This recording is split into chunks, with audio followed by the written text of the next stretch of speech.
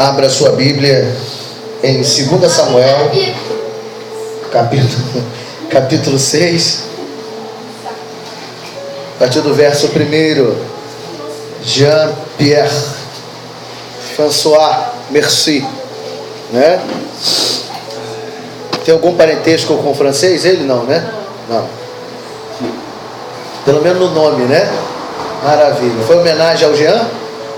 Vamos ficar, né? Então, Escolher um segundo para não ser o Jean Júnior, né? Aí ficou Jean-Pierre. Merci, né? Maravilha. 2 Samuel, capítulo 6, verso 1. Lemos mais uma vez essa história, né? Mais uma vez vamos relembrar dessa história, né? E diz assim a palavra do Senhor: e tornou Davi a juntar todos os escolhidos de Israel, em número de 30.000. E levantando-se Davi, e partiu com todo o povo que tinha consigo de Baalá-Judá, para levarem dali para cima a arca de Deus, sobre a qual se invoca o nome do Senhor dos Exércitos, que se assenta entre os querubins. E puseram a arca de Deus em um carro novo, e a levaram da casa de Abinadab, que está em Geba. E Uzá, Aiô, filhos de Abinadab, guiavam o carro novo. E levando da casa de Abinadab, que está em Geba, com a arca de Deus, Aiô ia adiante da arca. Davi e toda a casa de Israel festejavam perante o Senhor, com toda sorte de instrumentos de pau de faia, como também com harpas, com saltérios, com tamborins, com pandeiros e com símbolos. E chegando à eira de Nacon, estendeu Uzá a mão à arca de Deus, e pegou nela, porque os bois tropeçaram e a deixaram cair. Então a ira do Senhor se acendeu contra Uzá, e Deus o feriu ali por esta imprudência, e morreu ali junto à arca de Deus. E Davi se contristou, ou se entristeceu, porque o Senhor matara Uzá, e chamou aquele lugar Perez Uzá até o dia de hoje. E temeu Davi ao Senhor naquele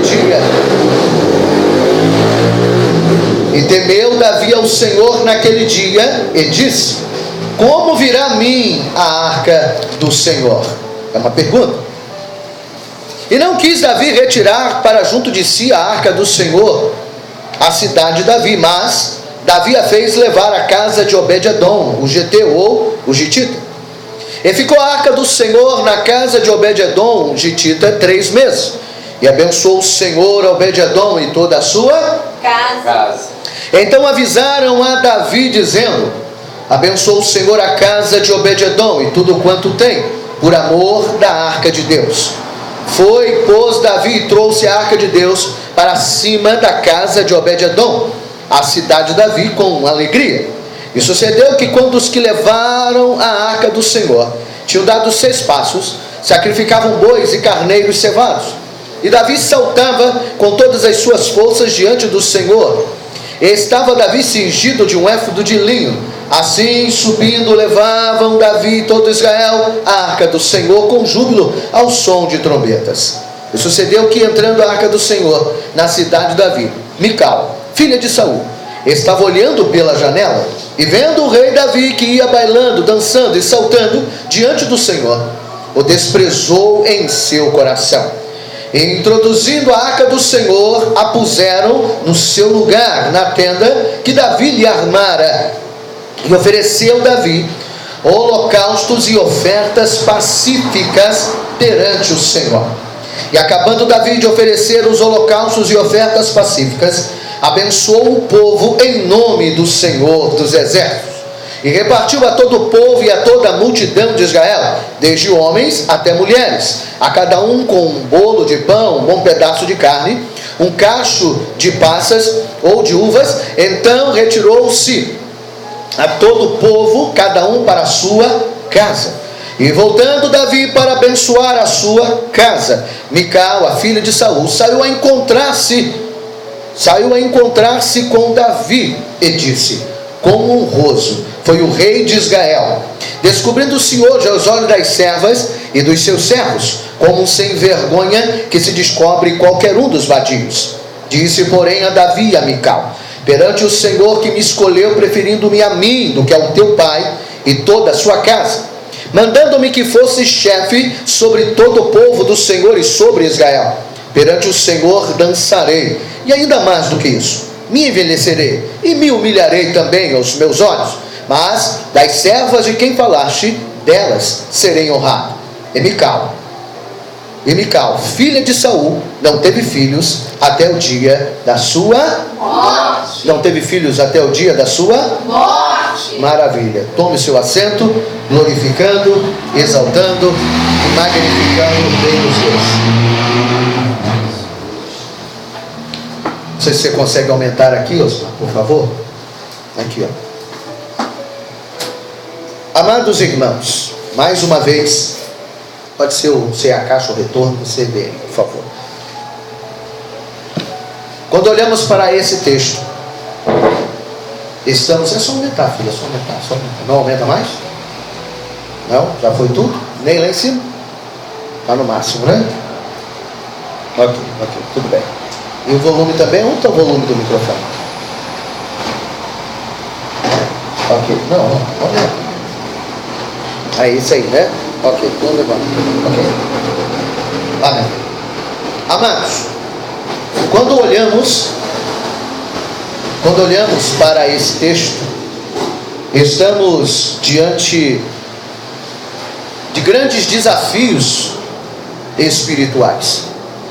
E também, por que não dizer, desafios sociais, econômicos, políticos e principalmente o desafio espiritual. Por que eu digo um desafio econômico, político, social e espiritual? Porque a falta da arca, a falta da presença de Deus, já que estamos dissertando sobre esse assunto durante já um longo período, né? Mas a cada versículo e a cada entendimento abrimos a nossa mente, não é, Fabiano? E aqui vamos entendendo que Davi, ele literalmente está com uma batata quente na mão, Felipe. Porque Davi, quando ele assume algo quebrado. Ele assume um reino, entre aspas, falido. Ele assume o reinado aonde ninguém gostaria de assumir. Por quê?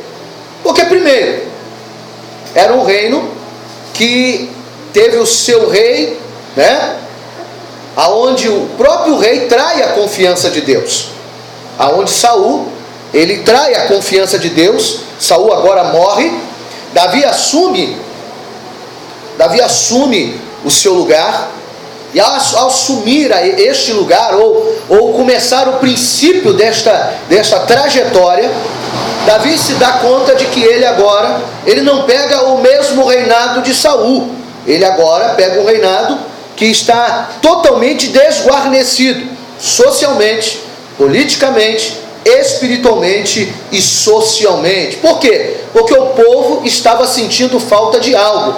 E do que o povo sentia falta naquela época, diante do texto que eu acabei de ler para você? O que você acha que estava faltando para o povo naquele tempo, naquele momento e naquela época? Alguém arrisca? Diga aí para mim, por favor. Hã? Estava faltando o quê? Estava faltando a arca. Porque a arca representava o social, o político, o espiritual, né? E o social. Porque todos estavam unidos no mesmo propósito. Porque aonde tinha a arca, aonde existia a arca ela trazia o quê? Prosperidade. Só Jesus na minha vida aqui. Trazia prosperidade. Aonde tinha a arca, trazia a paz social sobre as pessoas. Amém, meu irmão? Dá glória a Deus aí. Aonde tinha a arca, ela também movia espiritualmente todo o povo, né? E politicamente a arca fazia esta função, porque eram homens que, quando entendiam que a arca tinha poder, porque existia um sacerdote, e politicamente a arca representava a voz de Deus ativa diante da situação política, né? Diante do povo. Ou seja, quando Deus dizia é para fazer, vamos fazer, porque o rei, ele seguia o quê? O rei seguia politicamente o que Deus faria, ou o que Deus falaria, ou o que Deus ordenaria, né? Então, quando faltou a arca, então faltou tudo. Quando falta a arca, falta agora tudo o que o povo já estava acostumado. Mas aqui fica um pensamento. O povo não parou, o povo não morreu, né? A arca não estava presente. Mas pergunto para você, o povo morreu por causa da falta da arca? Fora, estou tirando Uzá, tá, gente? Esquece Uzá é outra parte da história. Fora Uzá, que morreu por tocar na arca, que daqui a pouco nós vamos falar, a falta da arca fez o povo morrer? Alguém teve um mal súbito porque a arca foi roubada? Alguém, quem sabe, ficou mais feio pela falta da arca? Hã? Aí você está me perguntando, mas que pergunta esquisita é essa, né? Não é verdade, Fabiano? Mas que pergunta estranha é essa? Daí eu nunca tinha parado para pensar nisso, é verdade. É exatamente isso que eu quero que você entenda. Por que você acha que a arca, então, fica 20 anos desaparecida, meu querido PC? Porque a falta da arca, embora ela fosse de suma importância, sabe, Luz? Embora ela fosse a referência social, política, espiritual, né? Diante de todo o povo, mas a falta dela pode ter criado crise, mas o povo continuou vivendo a sua. E aí eu faço essa pergunta para você, justamente para te colocar diante de uma triste realidade. Às vezes, a presença de Deus sai da nossa vida, Felipe, como a arca saiu da vida do povo. E aí nós olhamos para outras pessoas que se desviaram, que abandonaram o Senhor e que literalmente cuspiram no prato que comeu. Quem está me entendendo, diga bem. E aí você olha para a cara dele ou para a cara dele e diz assim, engraçado, parece que Deus não está fazendo falta na vida dele, porque a vida dele é igual, parece que está tudo do mesmo jeito, nada mudou. Essa é a sensação que nós temos, sim ou não? Agora você está começando a entender por que eu falei isso. Tem uma lógica a minha colocação, ou a minha pergunta. Porque o povo continuou vivendo. Quem dera, irmão, quem dera. Sabe por que eu digo quem dera? Digo para você que seria até mais importante isso, que quando a presença de Deus saísse de você, Felipe, você sabe o que eu gostaria que acontecesse com você? Não vou falar com você não, que você vai ficar triste comigo. Então eu vou falar com o Osmar. Sabe o que eu queria, Osmar, que acontecesse com você se a presença de Deus por algum motivo saísse da sua vida? Que a gente morresse. Que se saísse da minha vida, a gente morresse logo. Saiu a presença, pum! Saiu a presença, pá, cai duro. Felipe até fica bravo se eu matar ele aqui agora, né, Felipe? Mas, pastor, por que você está falando isso? Simples a resposta. Porque se a gente tivesse esta verdade acontecendo literalmente, ou seja, fisicamente, porque morre espiritual, mas a vida continua. Então por isso que para alguns e para outros tanto faz como tanto, então porque a vida continua, com a presença ou sem a presença, para muitos não é tão importante, ou parece que não fez tanta falta para ele, ou até mesmo para nós que o observamos. Se a gente, quando perdesse a presença, morresse fisicamente, eu te garanto que ninguém se desviaria da casa do Senhor. Quem está entendendo o que eu acabei de dizer? Irmão, se Deus começar a matar quem está desviado, vai ser um tal de desviado voltar rapidinho. Vai ser um tal de gente que tem um medo danado de perder a presença, de perder a arca, de perder a glória de Deus. Quem está entendendo, diga amém. Olha, se Deus começar a matar, literalmente, quem se afasta da presença dele, pergunto para você, quantos desviados vai ter na igreja? Hã? Quantos desviados vocês acham que vai ter na igreja? Chuta aí para mim. Hã? Todos voltam correndo. E aquele que estava pensando em desviar, desiste. Porque todo mundo quer para o céu, mas ninguém quer morrer. Então, irmãos, pensa numa batata quente. Lembra que eu disse, Felipe? Que Davi cai no colo dele uma batata quente, um abacaxi para ele para ele descascar. Que briga, hein? Que briga, hein? Essa briga foi boa, foi eu e ele brigando, ô glória, né? Pensa a briga de um caminhão contra uma carreta. Dessa vez deu energia. Dessa vez deu energia. Aleluia! Maravilha, Deus, obrigado. Ai. Foi uma briga, um caminhão aqui com uma barulheira no ouvido de nós, mas nós vencemos, amém? Ele deu a luz e saiu fora, ô glória. Então se serviu, tá bom, né, irmão? Amém. Maravilha. Podia ter vindo antes das 7, mas tudo bem. Né? Mas glória a Deus. Então, voltando aqui, quando a gente olha para isso, nós vamos perceber que Davi agora está com a batata quente na mão. Porque nós temos um povo que conhecia a palavra. Nós temos um povo que conhecia os mandamentos do Senhor. Sim ou não? Sim. Todos conheciam a Torá. Porém, eles estavam sem a arca, sem a referência de Deus. Mas todos eles continuavam vivendo a sua própria vida. Gente, o que eu estou falando aqui é algo tão sério. É por isso que existem desviados da casa do Pai. É porque você olha para um e você olha para outro. Aí você diz, se fulano desviou, não aconteceu nada, o que tem o desviar também, né? Ele está bem pra caramba, eu que estou mal. Ainda tem ainda esse pensamento ainda. Fica aquela sensação, poxa, fulano está fora da presença de Deus, mas lá comprou carro novo, conseguiu comprar a casa dele, e eu estou aqui me lascando todo. Né?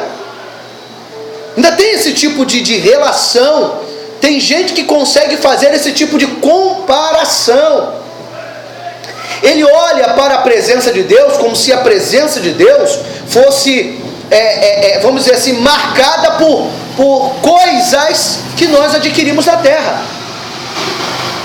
Ou que a glória de Deus, ou que a manifestação de Deus está, Cris, marcada pelas conquistas que nós fazemos. Gente, quem disse que conquista é sinal de Deus estar abençoando, ou Deus está concordando, ou Deus está aplaudindo? Conquista nunca foi. Conquista pode até ser uma bênção decretada pelo Senhor, mas esta não é a realidade de Deus na nossa vida. São circunstâncias que podem acontecer. E a gente às vezes olha para o quintal do outro e diz que a grama é mais verde, e a gente fica meio frustrado, porque a grama do vizinho é mais verde. Só que a gente esquece de um detalhe: por que a grama dele é mais verde do que a sua? A resposta é muito simples, PC. É porque ele acordou 5 horas da manhã e você meio-dia. Quando você acordou, ele já tinha capinado, já tinha tirado as ervas, já tinha cortado a grama, já tinha limpado o quintal, já tinha regado toda a plantação daquela grama. E aí quando você acordou, você viu a grama cortada, a grama parada e a grama molhadinha. E você ainda olha para cima e diz assim: mas choveu hoje? Não é? Parece até que choveu, porque você olha a grama dele molhada e diz: bem engraçado, só choveu na grama dele, na minha não.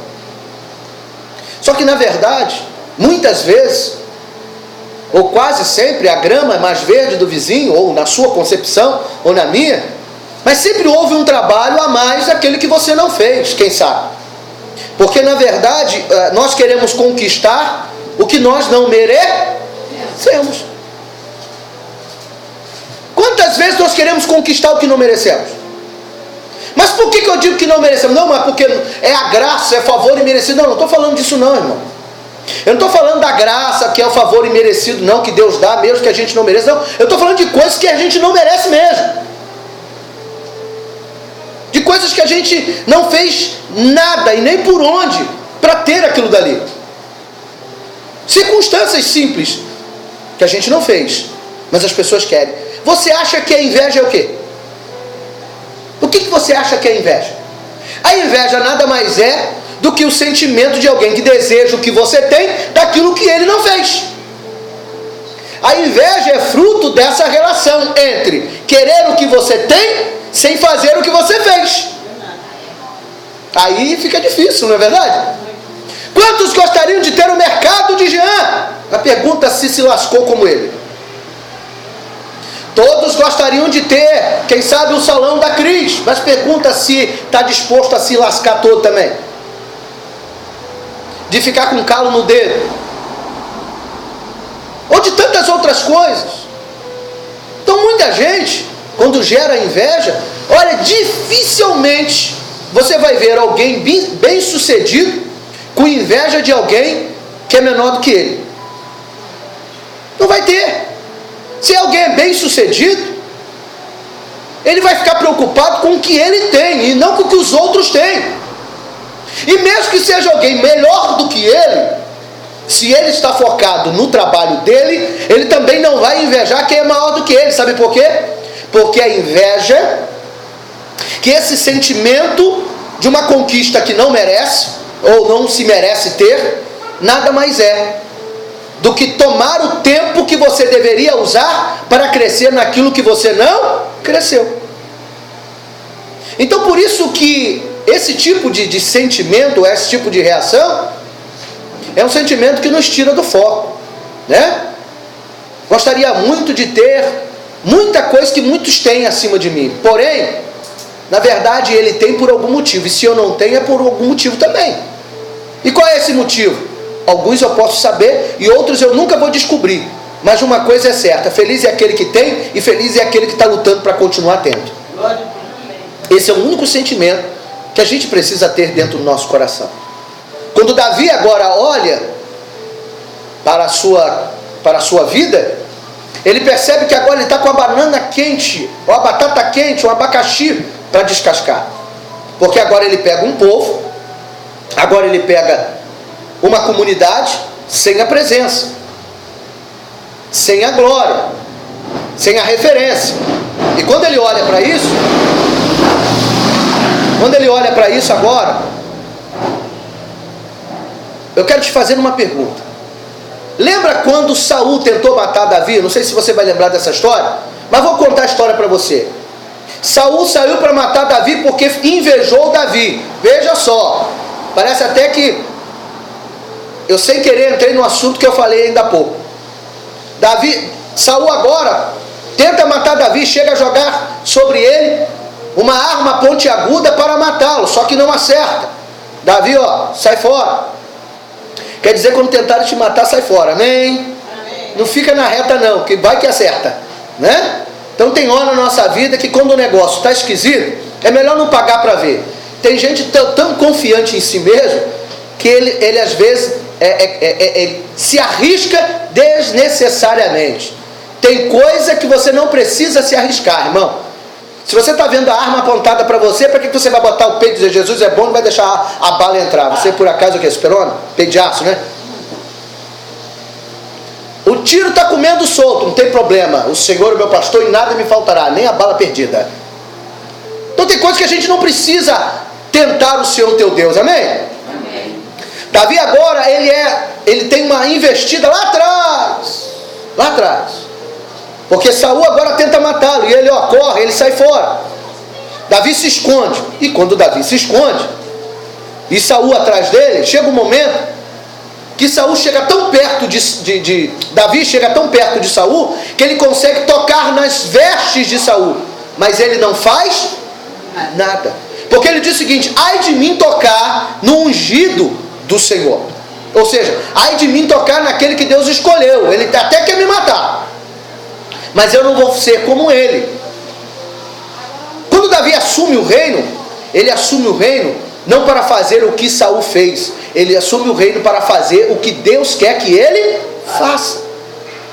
O que cada um de nós estamos fazendo aqui, nós não estamos fazendo nada para ser igual a ninguém. Nós estamos fazendo alguma coisa para ser apenas nós mesmos. Eu até vi uma propaganda esses dias, eu não me lembro muito bem o que é, mas você de repente, principalmente as mulheres, deve ter visto. É uma propaganda que fala de, eu acho que de uma mulher empreendedora, empreendedorismo, e ela é cozinheira, e aí, fulano vai ser igual a Ana Maria Braga. Aí a Ana Maria Braga entra, não, igual a mim não, ela vai ser igual a ela mesma, aí fala o nome dela e tal. Quem viu essa propaganda na televisão? Ela faz bolo, não é isso?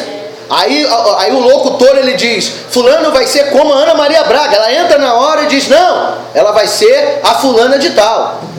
Ou seja, é muito bom a gente ter alguém como referência. Saul tinha as suas referências, Davi tinha as suas referências, mas ele sabia que o que ele tinha que fazer por ele mesmo, por aquilo que Deus deu a ele, por aquilo que Deus daria a ele. Tanto que quando Saul dá as suas armas e dá a sua vestimenta para Davi usar para derrotar Golias, o que ele fala? Ei, eu não vou vestir essa roupa, porque para mim não dá certo. Eu vou fazer do jeito que Deus quer. Então ele vai com a cara e a coragem e com Deus na frente, e apenas com 5 pedras e uma funda na mão. E aí qual foi a vantagem? Usar o que o outro queria dar, ou fazer aquilo que Deus disse para ele fazer? E ele conseguiu derrotar Golias com apenas uma pedra. Então quando nós olhamos para esse texto, nós estamos vendo Davi agora tendo um grande desafio: reunir um povo que já não estava mais preocupado com a arca praticamente. Pode ser que quando Davi reuniu, quem sabe eles suspiraram, eles até se animaram, mas bem é verdade que eles estavam há mais de 20 anos sem conviver com a presença da arca. E isso é muito sério. Então perde-se a referência, porque cada um percebeu que mesmo com a arca ou sem a arca, cada um foi vivendo a sua vida. Só que a vida, ela vai ser vivida normalmente. Gente, a gente até diz assim: ai meu Deus, vai faltar comida lá em casa, a gente vai passar fome.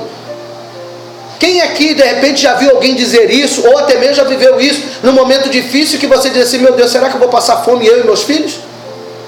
Engraçado, a gente tem essa sensação que a gente vai passar fome. Então eu fico imaginando um mendigo. Então ele vai passar o quê? Se você que tem uma casa, tem um teto, tem a sensação que vai passar fome, então quem não tem teto e não tem nada, eu não sei nem o que ele vai passar. E eu pergunto para você já viu um mendigo morrer de fome? Eu até hoje nunca vi nenhum mendigo morrer de fome. Já vi morrer de frio, morrer de cachaça, morrer atropelado, morrer queimado, ser assassinado, mas de morrer de fome eu ainda não vi. Pode até ter existido. Alguém que conhece algum mendigo que morreu de fome? Não estou dizendo que não haja, estou dizendo que é muito difícil alguém morrer de fome. Sabe por quê? Porque Deus é que guarda, é Deus que protege. Até para quem não tem nada, se Deus dá o alimento, as aves do céu, os lírios do campo, imagina eu e você. Amém? Amém. Nós vamos passar dificuldades, mas de fome ninguém vai morrer. Graças a Deus. Aleluia, Jesus. Porque Deus guarda, Deus livra. Só que essa sensação muitas vezes pode nos atrapalhar de buscar o que é melhor. Porque se não fosse Davi reunir os 30 mil, a arca continuaria no mesmo lugar, irmãos. A arca continuaria na casa de Abinadab. Então às vezes achar que está tudo muito bem, ou parecer que nada mudou, a gente tem que tomar cuidado, porque tem um monte de gente assim dentro da igreja. Por isso que as pessoas ficam acomodadas. Gente, eu estou falando da realidade das igrejas dos nossos dias. Quanta gente está dentro da igreja Ele vai ao culto, porque ele sabe que ele conhece a Torá, ele conhece a palavra, ele conhece a Bíblia. Então ele vai ao culto.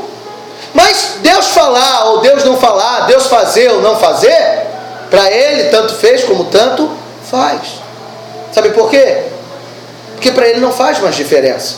Ou ele está tão cauterizado, muitas vezes, que se houver uma boa palavra para ele é suficiente. Quando na verdade a boa palavra não é apenas para preencher um espaço mental, intelectual ou psicológico. A palavra que é pregada, ela precisa atingir a alma, precisa atingir o Espírito de Deus que é dentro de você e confrontar, ou abençoar, ou alegrar, ou fazer com que você e eu venhamos chorar na presença do Pai. Esta é a função da palavra. Então tem muita gente que já está acostumada sem a presença de Deus. Quer que eu te prove isso? Quem lembra de Sansão? Amém. Ele estava tão tranquilo, que ele fez tudo e mais alguma coisa, não é não? Só quando ele percebeu. Mas quando ele percebeu já era o quê? O problema é esse. Muitas vezes só percebemos quando já é tarde. Feliz é aquele que ainda percebe a tempo. Feliz é aquele que consegue discernir a tempo a falta da presença, ou a necessidade da presença. Aí você diz, não, mas Deus deu a ele de volta os cabelos, cresceram os cabelos, e ele novamente recebeu de Deus o perdão. Agora a pergunta que eu tenho a fazer para você: depois que os cabelos voltaram a crescer, quantas pessoas foram convertidas por Sansão? Pelo testemunho de Sansão? Quantas? Alguém pode me dizer?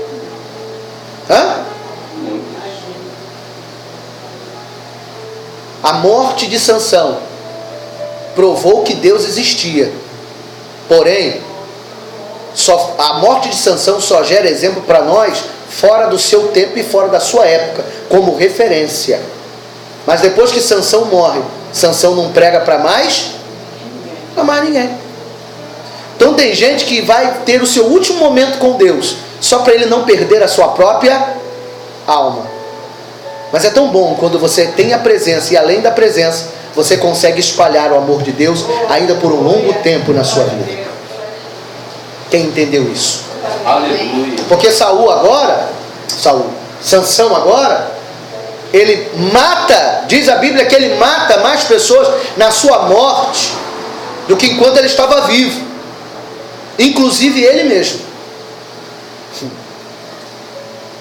Para pensar. E como é que Sansão morre? Sansão morre debaixo de escombros. Sansão morre cego. Sansão morre sem ver os seus cabelos crescerem. Mas ele sabia que os cabelos cresceram. Ele podia até saber, mas ele já não podia mais ver.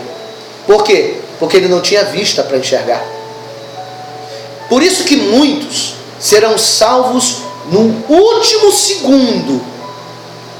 Será que isso é bom? Será que isso é legal? Será que isso é gostoso? Será que isso é interessante? Será que é isso que nós esperamos para a nossa vida? E no último momento, e bater o gol, ufa, fui salvo. Maravilha, né? Chegar lá no céu, passar a mão assim na terra. Foi por um triz. Tem gente que está vivendo assim.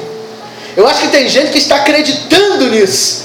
No último momento, na última estrondar, na última pedra que cair do telhado, eu vou ter tempo de pedir perdão a Deus, e Deus vai me salvar.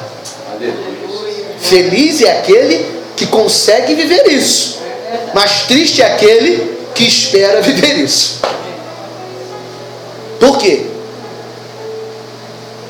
Porque é um risco incalculável querer ver a glória no último momento da sua vida. É esperar o leito para se converter. É esperar uma doença para ver que Deus existe.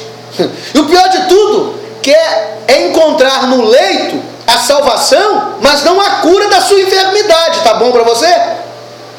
Quantas pessoas morreram enfermas, mas foram para o céu. Mas quem sabe Deus tinha um outro plano para ele ou para ela. Se ele tivesse entendido isso antes, quem sabe a doença poderia ser curada antes da morte. E por que será que Deus leva? Porque sabe que se não morrer hoje, amanhã desvia e vai para o inferno de novo. É verdade. Essa é a realidade. Eu me lembro quando eu era de uma outra igreja, existia um menino, um jovem, muito parecido com o Felipe. E ele era da pá virada, o bicho era do tráfico. Deus tomou ele e converteu-se ao Senhor. Foi uma bênção. Menino pregava, cantava. Menino era uma tocha na presença de Deus. Certo dia acabou um culto como esse. E quando ele botou o pé do lado de fora, veio alguns homens armados e deram muito tiro nele na porta da igreja. E a igreja então fica empavorosa e ninguém consegue entender como pode o menino que se converte, o menino que está alegre no Senhor, e agora Deus permite que ele vá embora. E alguém disse para aquelas pessoas: vocês não entendem os planos de Deus. Hoje ele está muito bem, mas Deus conhece o coração dele e sabe que o diabo vai tentar levar ele para o inferno. E antes que o diabo leve, Deus permitiu que a vida dele estivesse nas mãos de Deus. Só que ele não esperou a morte para aceitar a Jesus. Ele vai, mas vai alegre, diferente. Porque antes de morrer, todo mundo disse que ele abriu um sorriso. Ele não estava triste porque estava morrendo. Sabe por quê? Diferentemente de muitos que esperam o último momento para se entregar ao Senhor Jesus. Esperam o último instante para, quem sabe, ter esta oportunidade. Saul, ele perde de Deus a confiança. Davi, ele tenta o tempo todo não perder a alegria da salvação. Davi, melhor dizendo, não tenta o tempo todo não perder a alegria da salvação. É isso. Mesmo quando ele errou, mesmo quando ele vacilou. Mas a Bíblia diz que Davi disse: Senhor, tire-me tudo, só não tire de mim a alegria da sua salvação. Porque a conquista e a vida de Davi é para que a vida dele continuasse vivendo debaixo das potentes mãos do Senhor. E quando ele deseja buscar a arca, ele está tentando buscar de novo para o povo a alegria do Senhor. E quando essa história agora começa a desenrolar, nós vamos ver agora que Davi, ele se entristece. No verso 8 diz o seguinte: Davi se contristou, porque o Senhor matara Uzá, e chamou aquele lugar Perez-Uzar até o dia de hoje. Davi ficou triste, Davi se contristou, Davi ficou um pouco pasmado com a morte de Uzá. Mas por que Davi fica pasmado, apavorado com a morte de Uzá naquele momento? Simples, é porque ele naquele instante não tinha noção do que estava realmente acontecendo. Gente, tem coisa que acontece ao nosso redor que a gente fica triste, não fica? A gente fica angustiado, não fica? Mas sabe por que a gente fica angustiado e fica triste? É porque nós não temos noção do que realmente aquele momento significa. E eu vou falar para você daqui a pouquinho por que eu estou dizendo isso. Porque Davi fica triste porque vê um menino, um jovem, morrer ao tentar proteger a arca. Quem sabe naquele momento Davi tem um flash ou uns pensamentos dizendo: mas ele só tentou ajudar. Embora que depois a ficha caiu, mas dentro da ficha cair e ele viver a ação de Deus, ele agora tem um choque, porque alguém morre. Tem hora que a gente não entende por que as coisas acontecem. Não entendemos porque estamos desligados, estamos desapercebidos. O que mais tem hoje dentro do reino espiritual são pessoas ligadas ou desapercebidas? Hã? Desapercebidas. E quem sabe um desses pode ser eu ou você, né? Por aí. E aí quando acontece alguma coisa do seu lado, Felipe, você, ó vidas, ó céus, por que, ó Deus? Aí Deus vai olhar para nossa cara e falar assim, tu não sabe não, né? Ah, Jesus da glória. Já esqueceu, né? Meu Deus. Lembra que a gente está falando de quebra de maldição? Meu Deus. Nós estamos vendo um jovem morrer exatamente por causa de quê? Da maldição. Nós estamos falando dentro do contexto do texto sobre quebra de maldição. Então o resultado da morte desse menino é justamente a família que ele tinha. Que eu já falei isso semana passada.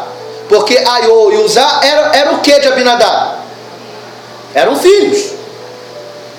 E se tudo que o pai era referência, os seus filhos também eram. E se era referência boa, amém. Agora se era referência negativa, deu no que deu. Então tem hora que a gente não entende por que a coisa acontece. Mas ela acontece.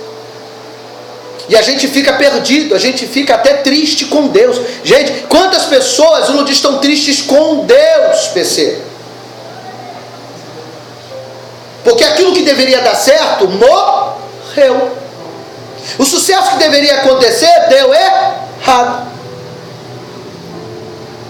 Eu estou falando não é para vocês não, gente, eu estou falando para mim também. Porque todos nós já passamos ou iremos infelizmente passar por circunstâncias como esta. Mas se pelo menos a gente tiver a visão espiritual do que eu estou falando, vai doer menos. Ou pelo menos, quando a gente tem consciência, a gente chora menos. A gente até chora, mas chora menos. Dizer assim, eu mereci apanhar. Já viu aquela história que a criança sabe por que está apanhando? Às vezes você bate, pai, por que você está me batendo? Sabe não, mas eu sei por que eu estou te batendo, né? A criança chora ou não chora quando apanha do pai ou da mãe por uma arte que fez? E se perguntar para ele sabe ou não sabe o que fez? Você está apanhando por isso, por isso, por isso. Mas está doendo. Mas ele sabe que ele fez alguma coisa. Então eu prefiro chorar por aquilo que eu tenho consciência do que ficar chorando sem ter a mínima noção por que eu estou apanhando. Porque é assim que acontece na vida da gente. Né, Jean? Você apanha muito, Jean? Não responda. Às vezes. Mas você reconhece que você faz arte? Pode bater, que eu mereço. E é igual a pessoa que eu conheço, é que vos fala. Mas é isso. Pode bater que eu mereço. Eu já fiz isso também. Foi a única vez que eu não apanhei. Foi uma maravilha. Se eu tivesse aprendido isso antes, eu deixaria de apanhar muitas vezes. Foi a vez que eu disse, pode bater que eu mereço, a minha mãe não teve coragem de me bater. Ah, se eu tivesse sabido disso antes, eu tinha apanhado muito menos, né? Então tem hora que é assim na nossa vida espiritual. Quando você diz, Deus, pode bater que eu mereço, tá bom, vou dar só umazinha, de leve. Mas quando a gente ainda não sabe o que fez, aí que Deus bate para ver se você lembra. Vê se você lembra aí, ô infeliz, né? Gente, não tem coisa pior a gente apanhar e não saber por que está apanhando, gente. É muito ruim isso. É uma sensação que quem já apanhou sem saber o porquê é horrível demais. Ainda tem gente que diz assim, pai, por que você está me batendo? Eu não sei, mas eu sei porque você está apanhando, né? Ainda tem gente que ainda brinca com isso ainda. Porque é uma sensação horrível a gente apanhar e não saber por que apanhou. E a vida sempre faz isso com a gente, não é? A gente está apanhando na vida, apanhando. E por que eu estou apanhando? Eu sou tão legal. Eu sou tão bom. Eu não vejo a vida bater em quem é tão legal o tempo todo. Tem alguma coisa que deu errado. Alguma coisa saiu. Você pode ser gente boa, mas gente boa também faz arte, amém? Jean-Pierre é gente boa, mas faz arte. Amém ou não amém? A Pamela também, né, Pamela? Amém. Amém. Ela pensou que ela ia se livrar. Às vezes a gente acha que somos gente tudo boa, tudo legal, e a gente não merece apanhar porque acha que a gente nunca faz nada de errado. E a gente faz. Saul fez algo de errado. Davi nesse exato momento, ele começa a ter noção que ele vai para dar certo, mas faz algo para que dê errado. Porque Davi vai buscar a arca, e quando ele vai buscar a arca, ele busca a arca, e ele agora começa a cometer alguns erros. E aqui eu vou chamar a sua atenção, e aí olha o que o verso 9 diz: e temeu Davi ao Senhor naquele dia, e disse: como virá a mim a arca do Senhor? Princípio do reconhecimento. Qual é? Está no texto, acabei de ler. O princípio de Deus começar a fazer alguma coisa. O que aconteceu com Davi para que Deus pudesse começar a agir em favor da sua própria atitude? O que está escrito no texto? O texto está claro. O que aconteceu com Davi para Davi agora parar? A morte do jovem? Ainda não. A morte do jovem fez ele ficar. Olha só. Olha, muito boa a sua colocação, meu amado. Porque esta, quem sabe, é a confusão que nós fazemos. Nós ficamos, presta atenção, porque agora é muito sério. Deus te usou agora poderosamente. Mesmo que você não saiba disso. Muitas vezes olhamos para a nossa vida e achamos que a nossa tristeza é suficiente para resolver o problema. E não é. Eu estou tão triste, Deus, eu estou muito triste. Oh vidas, oh céus. E aí a gente acha, PC, que por causa da nossa tristeza, Deus vai resolver o problema. Quem disse que Deus vai resolver o seu problema por causa da sua tristeza? Eis aí uma pergunta muito legal. Porque se for falar de tristeza, irmão, então Deus, olha, está precisando rever os conceitos dele. Porque imagina quanta gente triste tem na face da terra. Não é não? Pensa num povo que está cheio de... Imagina hoje os desempregados, que está faltando comida na despensa. O povo está triste ou não está triste?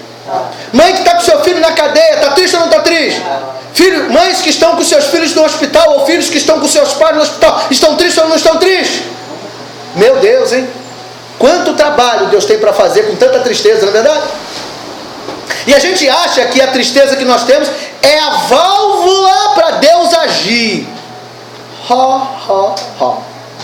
Ah, meu Deus. Deus não age por causa da nossa tristeza. Deus não trabalha em função da nossa tristeza. Às vezes a gente chega triste no culto e diz: Deus, eu estou triste. Sei que o Senhor vai falar comigo porque eu estou triste. Aí Deus não fala com ele, ele fica mais triste ainda. Porque Deus está falando. Eu sei que às vezes nós temos essa sensação: Deus, hoje eu vou para a sua casa hoje, estou muito triste. Preciso que o Senhor fale comigo em meio à minha tristeza, minha angústia, minha luta. Eu estou triste, Senhor. Quando alguém canta o hino da harpa, eu estou chorando. Plena paz e santo gozo, guarda o contato. Eu estou chorando, estou muito triste. Senhor, fala comigo, resolve o meu problema. Deus não age por causa da tristeza. Davi fica triste porque o Senhor matou Uzá. Davi fica triste. Ele fica triste por um fato ocorrido, mas o que dá a ele a visão não é a tristeza porque Uzá morreu. Hã? Exatamente. E aí ele toma uma atitude. E temeu Davi o Senhor naquele dia. O problema é que a gente fica triste, mas não teme ao... Aí não adianta nada. Adiantou ficar triste? Você vai morrer de chorar e não vai acontecer nada. Remorso. Se não for remorso ainda, que é uma outra história. Arrependimento é uma coisa, remorso é outra. Estou totalmente diferente. Eu não vou falar aqui hoje, senão a gente vai tomar muito tempo. Mas quem sabe semana que vem eu volto e falo sobre arrependimento e remorso. Porque enquanto Davi se contristou, porque o Senhor matara Uzá, aqui não tem solução. A solução começa no verso 9. E temeu Davi ao Senhor naquele dia. Será que a nossa tristeza está nos levando a temer ao Senhor? Será que quando ficamos tristes, só ficamos tristes? Ou a nossa tristeza nos leva a temer ao Senhor? Parou para pensar? Quais são os resultados da nossa tristeza? Como é que você fica triste? Qual é o resultado da sua tristeza? Porque às vezes a nossa tristeza traz o quê? O que você acha que a tristeza traz? Desânimo. O que mais? O que você acha que a tristeza traz? Desânimo foi um, o que mais? Vamos lá. Falta de apetite. Falta de apetite? Pode ser. Fome? O que a tristeza faz? Aí você, quando fica triste, come e fica gorda. Aí pronto, aí fica pior ainda. Aí que fica triste. Pronto, aí é desespero total. Uma mulher comendo muito, ficando gorda, pronto. Acabou a vida dela, né? O que mais? Vamos lá, PC. Bota esses cabelos grandes para falar aí, meu filho. Angústia. Depressão? Isso. Angústia. Então a tristeza traz fome, falta de fome, traz angústia, traz depressão. O que mais? O que mais? Vamos lá, gente. Fala aí, Fabiana. Fala aí, PC. Estou perguntando todos os universitários, né? Desânimo. Tudo isso a tristeza traz, não é? Agora eu tenho uma pergunta para você. Em momento nenhum você disse que a tristeza trouxe Deus, né? Oh, Deus, perdoa. Desculpe aí, hein?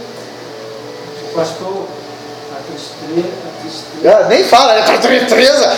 3 pratos de trigo para 3 tristes. Traz semblante caído. Semblante caído.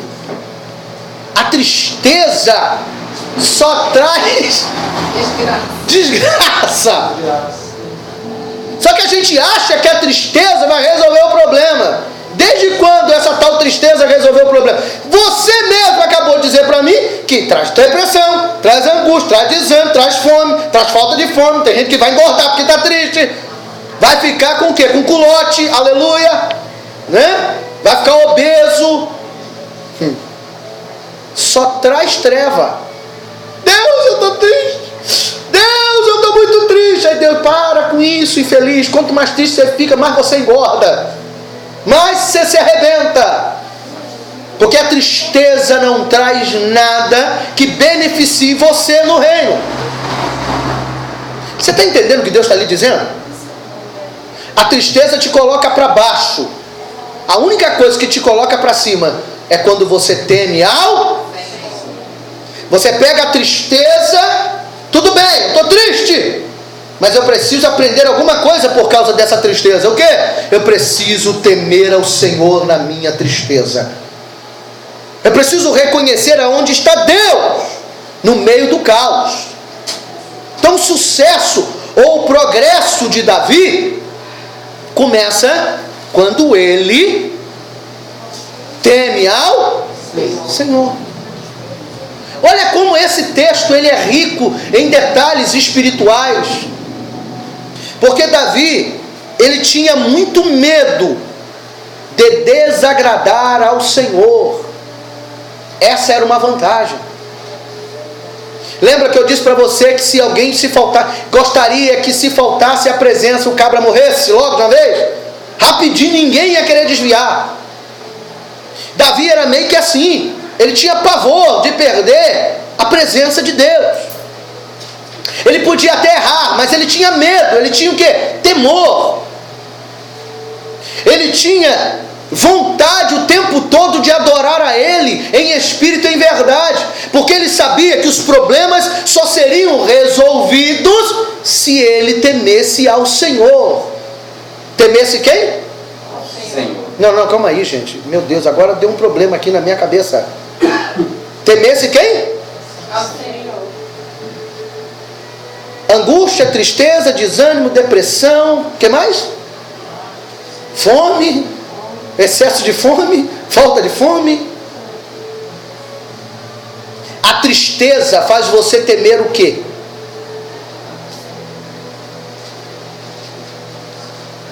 A tristeza na nossa carne. Vou melhorar a pergunta. A tristeza na nossa carne faz a gente temer o quê?